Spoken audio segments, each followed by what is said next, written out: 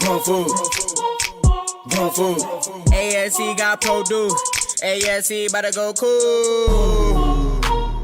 Welcome to Food Moves the World podcast. I'm your host, Nicole. We have Miss Natalie in the building joining us. Thank you for joining us today. Miss Natalie, can you introduce yourself? I will. Thank you for having me. My name is Natalie Johnson Lee, affectionately known as Miss Natalie in the community. And I am here, I have had a major birthday, so I think I am going to be sitting in the seat as an elder in the community. And look, I'm moving up in my status, which I'm excited about that because, sometimes we didn't think we would get here. And I have a lot of friends that didn't get here, so I'm blessed to be here today. I am a part of the community, part of the Northside community, have been part of the Northside community for many years. I was not born here, but I have become part of the fabric of the North Minneapolis and Minneapolis as a whole, and the state of Minnesota. We can keep going. Anyway, so I do a lot of coaching and consulting in the community. A lot of people know me as the former city council member in the 5th Ward, as well as other things. Some people know me in that role. It's really interesting when I talk to people, the different roles that they know me in. So again, Natalie Johnson Lee, affectionately known as Miss Natalie. Exactly. It's a pleasure to meet you and be in your space.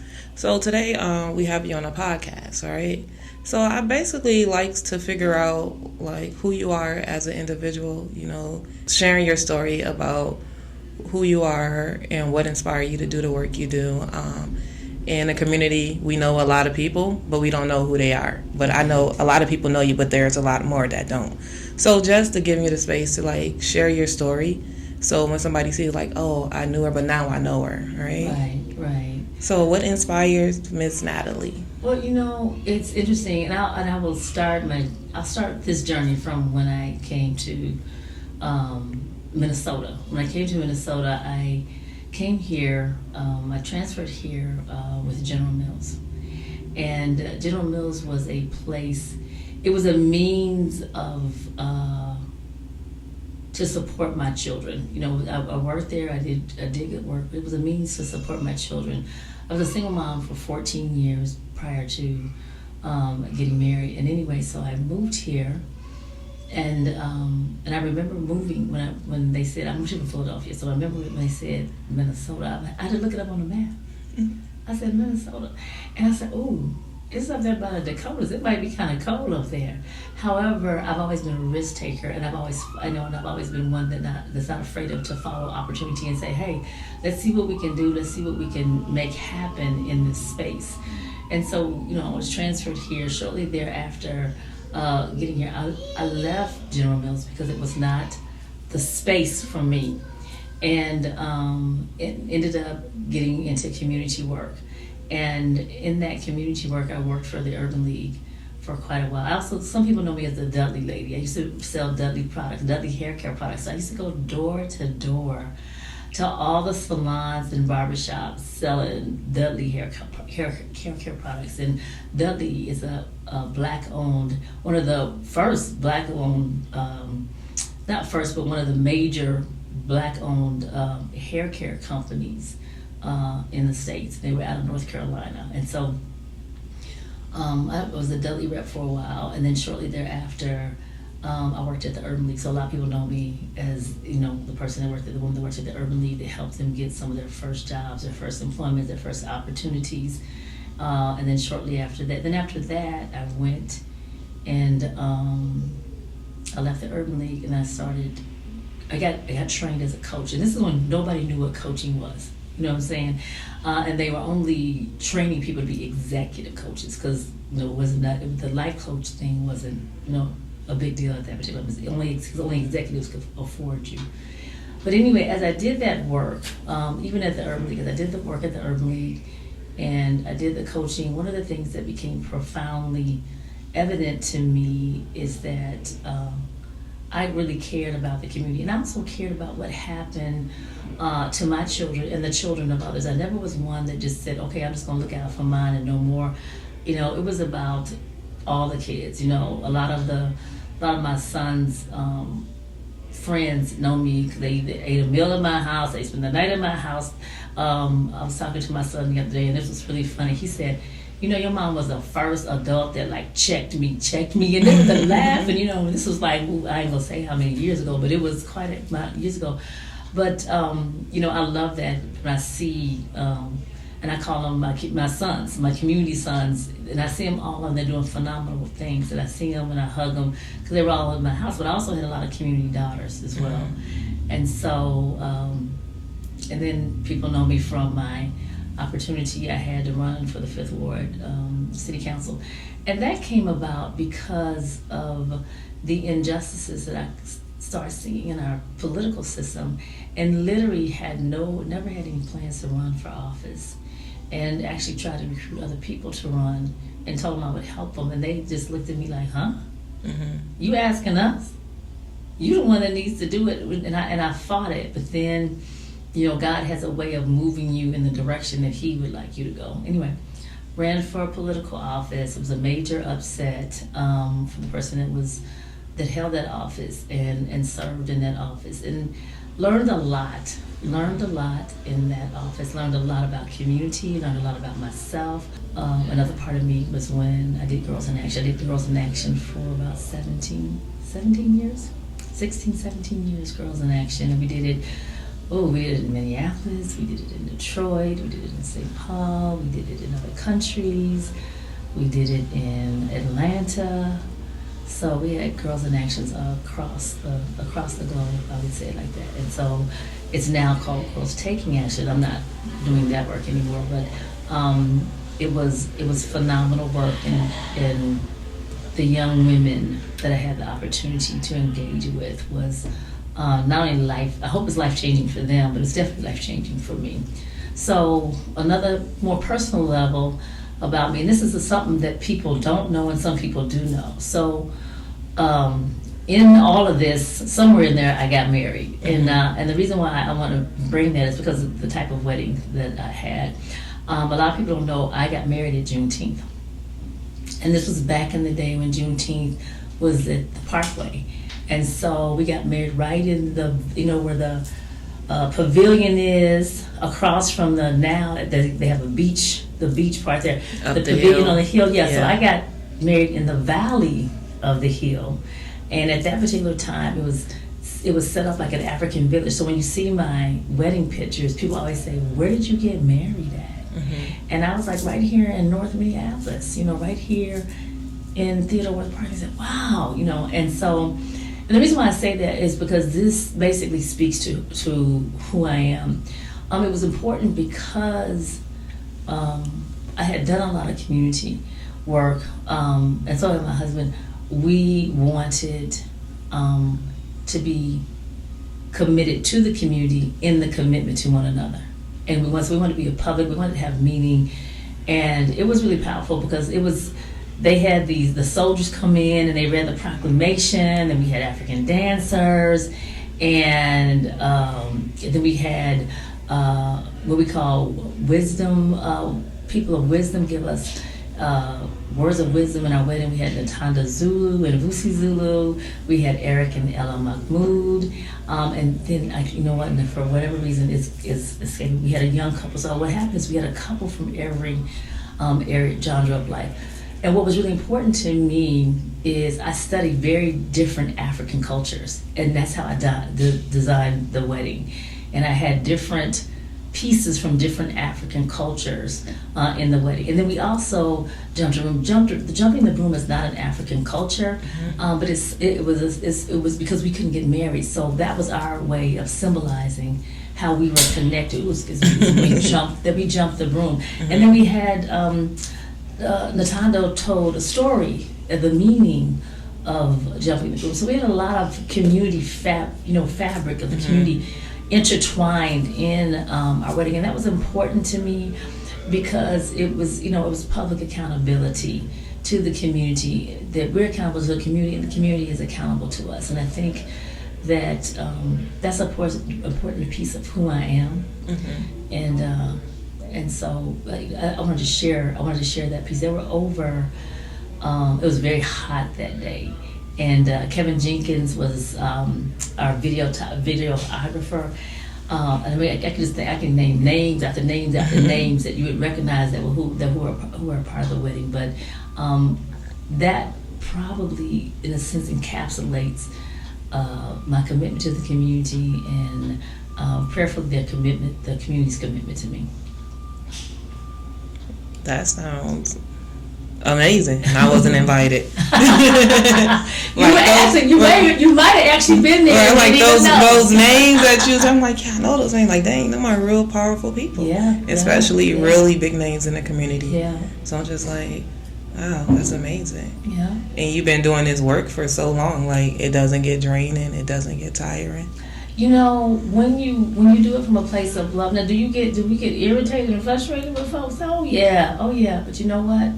It's that love that keeps you coming back. It's knowing what we are made of. No matter what we show, what we are made of. Mm-hmm. And we're made of so much. When you see our community, we're made of so much more. It was interesting. This past weekend was West Broadway Open Streets, and Mr. Caldwell, I call him Mr. Caldwell, although we were close to the same age, but Mr. Caldwell came and he saw me and he said, you see this? He said, can you feel like the love, the energy, the vibe? You know, it was just amazing. He said, you know what, we just need to kind of encapsulate this and then just kind of sprinkle it all around the North Side so it can be a daily thing. And one of the things that I work at, the effort that I give and try to help people understand is that vibe can be given out each and every day, but we each have to give out that vibe each and every day and have that understanding that, hey, you know what, it's going to be a good day, it's going to be a great day. And of course we have things, you know, in any community you have people that, you know, are I'm not going to say lost, or moving in the path. They strayed away from the path that they should be on. And our role, as much as possible, is to get them back on path, because they have a purpose and a plan. And they have a purpose in our community, and they play a vital part. And we want them to play the best vital part they can. You know, and I definitely agree, because I was like, well, there's two parts of Northside. You know, it's the village, right, where everybody there's love, and then there's, like you said, there's other people that's still trying to find their way and fighting to be a part of it. But it's an amazing place to be in. But I guess you got to be here to believe it, right? Mm-hmm. And I'm glad to be a part of it and embrace it. You know, growing up, it's like, you know, you don't ever really see how much work your parents put in to protect you. You know, you just assume it's a part of it. Becoming an adult, you realize how often that you protect your child and they don't know it. Mm-hmm. And I know through meeting you, when we greet, you'll be like, how you doing? Like, I'm good. You'll be like, what you mean you good? Like, I need you to sit on that and explain to me what it is. And you're like, you know what? Maybe I'm not so good. And you know, to think about it, but that's how you can just authentically pull that out of somebody without judgment. And I'm just like, Miss Natalie is really dope. She's really dope. You know, how you could just connect with every individual separately, but still on an intimate level with no judgment, and still tell them, like, you is great. Stay great. Yes. So I guess I'm saying that in the middle here to say that I appreciate you for that. Oh, thank you. Yeah. Thank you. I appreciate you for even trusting me to say, hey, you know what, I might not be that good today. Right. You know, and then allowing me, if possible, to pour into you, to maybe shift that a little bit, or give some hope or some light to what may be coming next. Right, because it's just that auto response. Oh, I'm good. Like, no, wait a minute. What you just eat good? Like, well, actually, no, I'm not. But you know, so yeah. I don't know. You got that's whatever that is. You got it. Well, one of the things is it is about seeing people, and so many times we walk through our day and don't see anybody. We speak to a lot of people. We may even have a lot of conversations and haven't seen that one person. Yeah, deep. That's deep. Yeah. So when you with me, I want you to know I see you. I see you. Even if nobody else does, I see you. Miss Natalie see you too. So don't think you're just going to get that I'm good and I give the reason until you're good. Exactly. Right. So over here, not even in Minneapolis or North Minneapolis or so, but just like the food we eat, right? Mm-hmm. It plays a role. I believe it plays a role in how we show up. And I'm curious to know your thoughts on it. One of the things that, well, and access to food, what is good food, what, how food impacts not only your health, but your mood.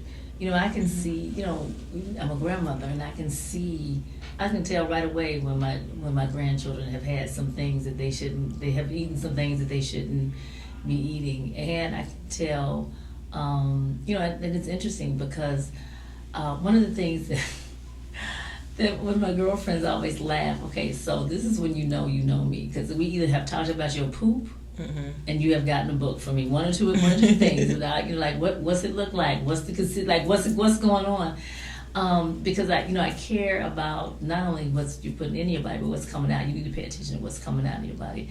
But I say that because I'm always amazed at the way people move around food.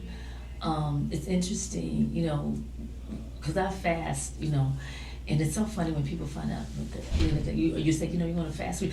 What? Go without food? You know, it's like you can go without food. You go without food, and the people get real. It's almost like they get real anxious if they don't think that they're going to eat. That's one space of it, but the other space is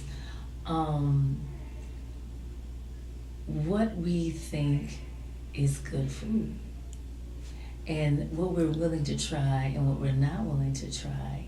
You know, I was talking to a girlfriend the other day and I was eating some food from an Indian restaurant, and she's like, "Oh my God, you eat that?" And I was like, "Well, what is that?" You know what I'm saying? And I told her, I said, you know, I have a vast palate. You know, I like to try new things. I like to experience new things. I like to try cooking new things. Not always the greatest at it, but, you know, experiencing new things to see kind of what, not only how it tastes and also mixing, you know, working with herbs and stuff like that, but also how does it make my body feel? You know, being more in tune with how does a food make your body feel? And I don't think we always make that connection to food and the body. And then also, like you said earlier, access to really good quality food. Where do you get that from? And then we have there's a lot of different misnomers out there about good food. You know, and I love the fact that you all are teaching people how to grow their own food. And I don't think people know the importance of that. It's growing your own food. If you can't get it, grow it. And it doesn't take a lot to grow it. And the thing about it is there's so many programs out there that can help people start their own small gardens. And I've seen people start small gardens and now they have lavish gardens. So sometimes we control the access in this way. We find ways to get other things that we need, and we need to be more adamant to find ways to get good food, as well as being adamant about advocating for ourselves to make good food accessible to us no matter where we go. No matter where my grandson or granddaughter goes, they should be able to pick up a good piece of fruit. No matter where, you know, even when I plan events, what's at the table? What are you putting on the table? What are you feeding your community? Absolutely. I wanted to follow back on where I said like an auto response. But when it comes to food, people don't really think about the food they're eating because it's what they grew up on, right? So you just go to the store and buy what you already know because you already know it tastes good and it's what mama and big papa cooked. And so this is what we're going to continue to eat without thinking like, dang, Papa died at 60 and he had a heart attack. You know, like, could his food had impacted him? maybe we should change the way we eat, but some people don't sit and think. And you said something about fasting, and a lot of people don't know how to fast or how to start. Mm-hmm. So if you could enlighten us on some tips, like getting mentally prepared for fasting, so it don't seem so foreign. Yeah, like you can start out slow. You can choose. There's so many different ways that you can do it, but you can choose that maybe you fast one meal. Start out by fasting just one meal a day, like and do something else to focus your mind. Like, oh girl, I'm fasting. I'm gonna miss this meal. I'm gonna miss this meal. Because it's also a mindset as well. But you can start out. But the first thing is to really understand your body. And pay attention to your body. And so maybe the first thing is you fast one meal a day, or maybe what you do is you say, you know what, I'm gonna fast meat for lunch. I'm just gonna eat only vegetables for lunch. So start out slow. Don't jump unless you are led. Do not jump into anything wild. Like I've been known to do 40-day juice fast. 40. Yeah. 40-day juice fast. I've done different type of things, but yeah, I would tell you, when I do a 40-day juice fast, you talk about amazing fresh juice. I got a juicer. I got one of the top line juices. I don't play. But let me tell you a story about. Let me just go back to what you said. So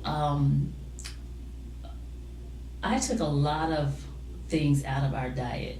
Me and my husband, our diet early on in our marriage. It is so funny now, not funny, but it's interesting, because whenever he goes to the doctor as a black man in his 60s, the doctor say, the first the nurse comes, she comes, she goes, okay, and what medications are you on? And he says, none. She says, no, like, what are you taking? And he says, nothing. So then she started going down a list. And he said, ma'am, I don't take nothing. I don't take no high blood pressure, none of that, none of that. She goes, wow. And every time I go, I get the same response. And then his doctor says, okay, you're not on any medications? And he says, no, like he's not on any medications.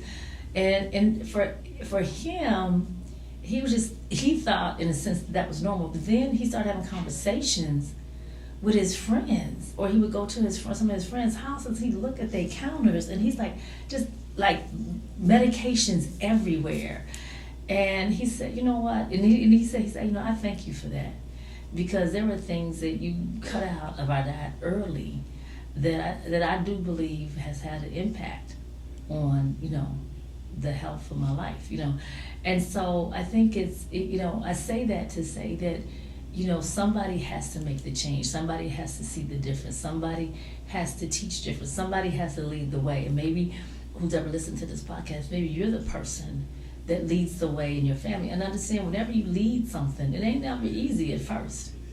Like I tell people, everybody wants to step up to lead. It looks good, but there's a lot of stuff that goes with it. There's a lot of hits you got to take. There's a lot of interesting things. And then another thing that was really interesting to me that I learned a lot, and this is also how when I think about gathering and coming together, I have two different instances. I have some friends of mine that are part of they have they've had food addictions or food issues. Mm-hmm. Food addictions? Yeah, they call it food addictions. People don't believe that, right? Yeah, they have food addictions. Mm-hmm. And they literally like weigh their food, measure their food. They know the portions and everything. They got the little small scales. Look to the point where I would eat with them all the time. I got jealous. I went bought me a scale. I don't know what I was weighing, but I went bought it. I thought it was so neat. But anyway, the discipline that they have had to live a healthy life. And so what happens is whenever I'm at an event or I'm planning an event or I'm doing something, I always plan it with their food options in mind. Mm-hmm. And so many times, you have events and people don't think about the vegan, not everybody eats it. Yeah, so like even my son's vegan, mm-hmm. and I'm very aware of like if we have events, what we have. I remember the first time when he first decided to be, and actually, me and him are one year we decided to do, to be raw, to do raw, to eat raw foods. And so we did all the studying and all this other kind of stuff. And we did it for the first 30 days of the year. And from there, he started going into vegetarian and veganism. But anyway, being a vegan. But it was really interesting, and we didn't continue it from the perspective of some of the tools, but we wasn't going to invest in all that stuff just because we was doing a 30-day raw diet. See, the funny part, when you say raw, people think you eat meat raw, and it's just stuff that people just you got to look it up, and you got to study it, and how you eat your vegetables, how do you eat your food. But just even that, I remember the first Thanksgiving after he had decided. And raw is raw. You're not putting no heat to it. No, but I'm talking about the first year he was doing vegan. Mm-hmm. He's a vegan. We had Thanksgiving, and I started laughing because nothing was there for him. Well, no, I didn't know he was coming. Mm-hmm. But as some of the things I cook, I don't, So I was like, oh. It ain't nothing for you to eat. Luckily, that I had, because I always keep portions out, so I was able to fix him some greens and bake some sweet potatoes, bake some yams, and do some things like that without, didn't put the brown sugar or the butter on it and those type of things. And that was, and I totally was on me, and I felt so bad. But then I made a conscious effort to make sure anytime we do anything that there's food there for him. But the thing that's so interesting that he learned, because of it's not as difficult now, but he would always carry his food with him because he always knew that he wasn't going to, I'm not going to be able to eat this, they're not going to have nothing there for me. And so when you think about belonging, think about the people that eat differently, and you have a feast, and they're not able to sit at the table and feast and dine with you. That's a whole different way of excluding people, and you don't even know it, about what we offer. And so just to be conscious of what you're offering people as your table. Exactly. Yeah. I learned that through the line of work. Yeah. So I know when we have our family gathering, I'm always the one bringing the vegan and vegetarian options, because I know everybody else bringing the meat and the cheese. So I'm like, and it's easier to cook. Yeah. So I'm always cautioning. It was through one of our groups, our new mom groups, we had a vegan mom there. And at first, I wasn't even thinking about, eat a salad, right? That's the first thing you go to. Don't use the dressing. But being challenged, no, if some of your participants are vegan, you need to step your game up, which I did. 100%. Yes. And made sure that I always had something there to provide for them, and do the research and find out that there's a lot of vegan options. There's a lot of food we already eat that's pretty much vegan. And so it became easy. So it's something that sits in the back of my mind anytime I'm having something to always include what they eat, even if they don't show up because of a meat eater. It's going to eat everything regardless. Right. So. Right.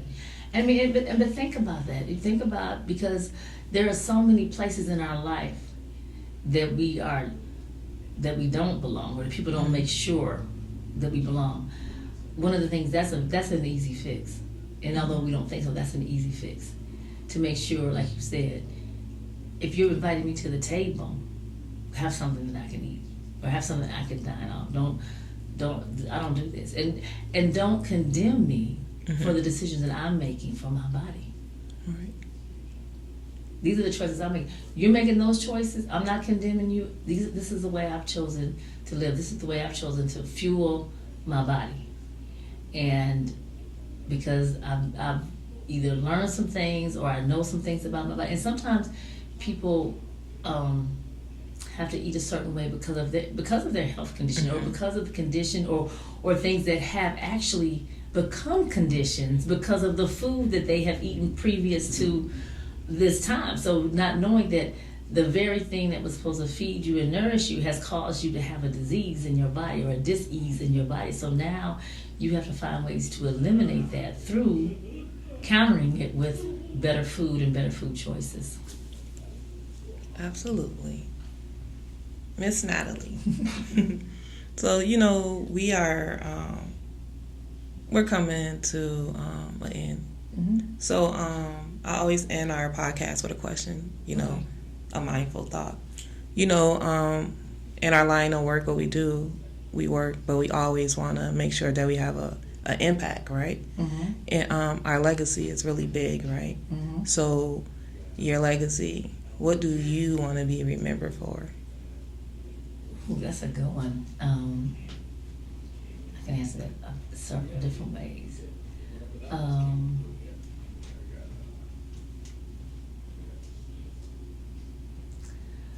Simply put, let me put it simply. Simply? Simply put, because it would take a little bit longer than, simply put, let me just say this, the one who loved well and was well loved.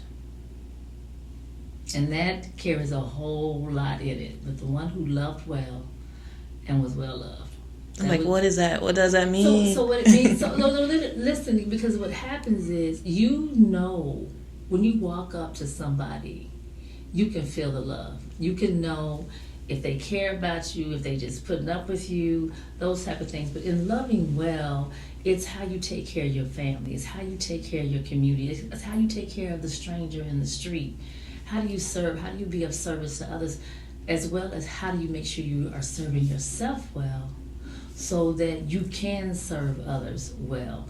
And so that's one impact. But if you can teach people how to do that, and how to do that not only for themselves, but how to do that to other people, because we grow up and that the saying is each one teach one to teach another.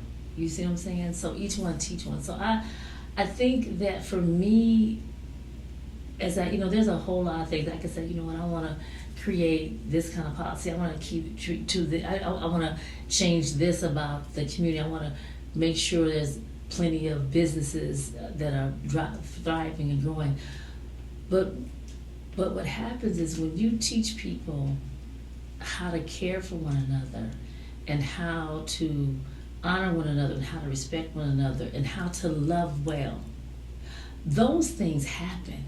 See, we forget that we start doing all these other things. But if I look out for you, and I make sure that your best interest is being taken care of, that's gonna come back to me.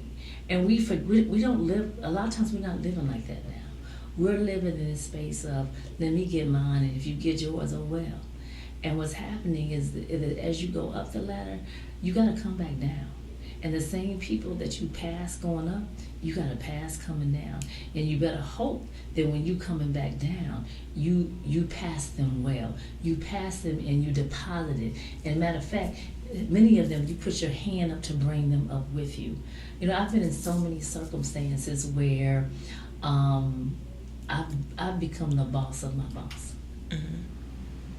You know what I'm saying? And I was so thankful in those spaces and those times that I wasn't the kind of person, because some of them, you get the opportunity for retribution. Mm-hmm. You be thinking a little bit, you know what I'm saying?